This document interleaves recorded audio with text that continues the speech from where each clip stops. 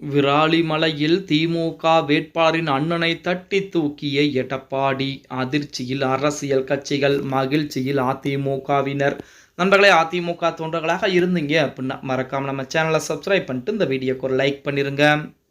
அனைத்திந்திய அண்ணா திராவிட முன்னேற்ற கழகத்தை பொறுத்த வரைக்கும் நம்ம அனைவருக்கும் தெரியும், 2026 சட்டமன்ற தேர்தலுக்குரிய அனைத்து விதமான வேலைகளும் மிக தீவிரமாக போய்கொண்டிருக்கிறது.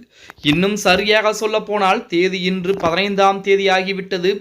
இன்னும் 7 தினங்கள் மட்டும்தான் தேர்தலுக்கு இருக்கிறது. 23ஆம் தேதி தமிழகம் முழுவதும் ஒரே கட்டமாக சட்டமன்றத்தில் என்பது நடத்தப்பட இருக்கிற தகவல் நம் அனைவருக்கும் தெரியும். அதற்காகத்தான் அதிமுக போன்ற கட்சிகள் எல்லாம் மிக தீவிரமாக வேலைப்பாடுகளை பார்த்து கொண்டிருக்கூடிய இந்த வேளையிலே மாற்று கட்சி இருக்கக்கூடிய முக்கியமானவர்களையும் அதிமுகவின் பக்கம் இழுப்பதற்குரிய வேலைகளும் மிக தீவிரமாக ஒரு புறத்திலே போய்கொண்டுதான் இருக்கிறது.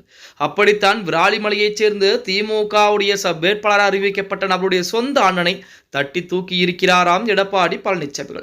அதாவது புதுக்கோட்டை மாவட்டம் விராலிமலை தொகுதியில் திமுக வேட்பாளர் கே செல்லப்பாண்டியுடைய அண்ணன் அன்புச்செல்வன் உள்ளிட்ட 1000 பேர் அதிமுகவிலே தன்னை கள்ளக்கடிப்பில் உறுப்பினராக இறைச்சிருக்காங்க. அதாவது தேர்தலிலே சீட்டு கிடைக்காமல் பலருமே கட்சி மாறக்கூடிய ஒரு சூழல் என்பது இருந்து கொண்டுதான் இருக்கிறது. மேலும் ஒரு தொகுதியில் ஒரு கட்சியின் செல்வாக்கை சரிக்க அந்த நபருடன் பேச்சுவார்த்தை நடத்தி டீல் பேசி தங்கள் கட்சிக்குள் இழுக்கும் சம்பவங்களும் அரங்கேறி கொண்டுதான் இருக்கிறது அப்படின்னே கூட சொல்லலாம். அந்த வகையிலே திமுகவை சேர்ந்த 1000 பேர் எடப்பாடி பழனிசாமி முன்னிலையிலே அதிமுக இணைஞ்சிருக்காங்க. புதுக்கோட்டை மாவட்டத்தில் உள்ள 6 தொகுதிகளையும் கைப்பற்ற முன்னாள் அமைச்சர் சி விஜயபாஸ்கர் பல்வேறு திட்டங்களை வகுத்துக் கொண்டிருக்கிறார். அந்த வகையில் அவர் நடத்திய பலகட்ட பேச்சுவார்த்தைக்கு பிறகு விராலிமலை தொகுதி திமுக வேட்பாளர் கே செல்லப்பாண்டியுடைய அண்ணன் அன்புச்செல்வன் உள்ளிட்ட திமுக முக்கிய நிர்வாகிகள் அதிமுகவில் இணைஞ்சிருக்காங்க. இது திமுகவிற்கு சற்று சாக்கு கொடுத்திருக்கிறது அப்படின்னே கூட சொல்லலாம். புதுக்கோட்டை மாவட்டத்தில் கந்தர்வக்கோட்டை, விராலிக்கோட்டை, புதுக்கோட்டை, திருமயம், ஆலங்குடி, அறந்தாங்கி என 6 சட்டசபை தொகுதிகள் என்பது இருக்கிறது. அறந்தாங்கி தொகுதியை எடுத்துக்கொண்டால் அதிமுகவின் கோட்டையாக இருந்து கொண்டிருக்கிறது. கடந்த முறை அந்த தொகுதி காங்கிரஸ்க்கு ஒதுக்கப்பட்டதால் அக்கட்சி வென்றது. தற்போது மீண்டும் இந்த தொகுதி காங்கிரஸ்கே ஒதுக்கப்பட்டிருக்கிறது. அதே போல் ஆலங்குடி தொகுதியை எடுத்துக்கொண்டால் அதுவும் அதிமுகவின் கோட்டையாக இருந்தது. அதிமுக 5 முறையும் திமுக 4 முறையும் வென்றிருக்கிறது. கடந்த 2016, 2021 தேர்தலில் அமைச்சர் மெய்யநாதன் இந்த தொகுதியை கைப்பற்றியிருக்கிறார்.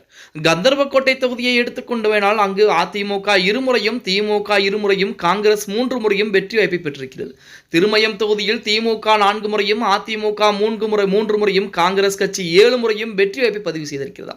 புதுக்கோட்டை தொகுதியை எடுத்துக்கொண்டால் திமுக 5 முறையும், அதிமுக 3 முறையும், இந்திய கம்யூனிஸ்ட் 1 முறையும், காங்கிரஸ் 5 முறையும் வெற்றி வகை சூடியிருக்கிறது.